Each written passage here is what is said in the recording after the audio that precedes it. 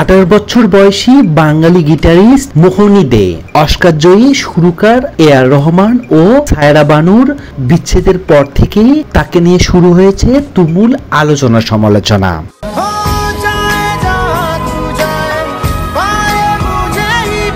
সম্প্রতি প্রায় 3 দশকের দাম্পত্য জীবনের ইতি টানার ঘোষণা দিয়েছেন এ.আর রহমান। একই দিনে সংসার ভাঙার খবর জানান তার দলের বেস গিটারিস্ট মোহনী দে। ভারতীয় মিডিয়া এবং নেটিজেনরা দুয়ে দুয়ে 4 মিলিয়েছেন। যদিও এ.আর রহমানের পুত্র কন্যারা বলছেন মিথ্যা এবং ভিত্তিহীন গুজব, তারপরও আলোচনা থামছে না। মোহনী দে পৈতৃক বাড়ি কলকাতায়, কিন্তু তার জন্ম ও বেড়ে ওঠা মুম্বাইয়ে। মোহনীর বাবা সঞ্জয় দে একজন নামকরা গিটারিস্ট।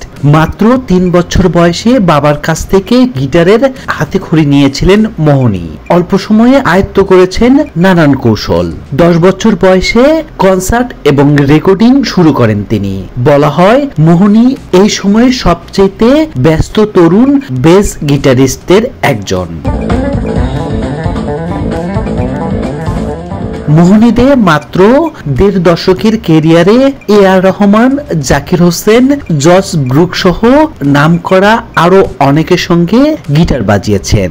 এছাড়াও তিনি Elephanta music festival, Chennai global music festival, Delhi international জজ ফেস্টিভ্যাল ও কোক স্টুডিও ইন্ডিয়াতে গিটার বাজিয়েছেন মোহনী।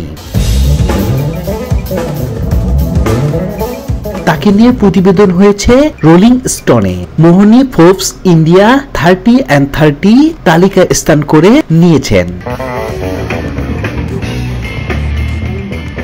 সুরকার মার্ক হার্টসারের সঙ্গে সংসার পেতেছিলেন এই গিটারিস্ট। মোহনী তার সামাজিক যোগাযোগ মাধ্যম ইনস্টাগ্রাম পোস্টে জানিয়েছেন মার্কের সঙ্গে সংসারের ইতি টানছেন তিনি।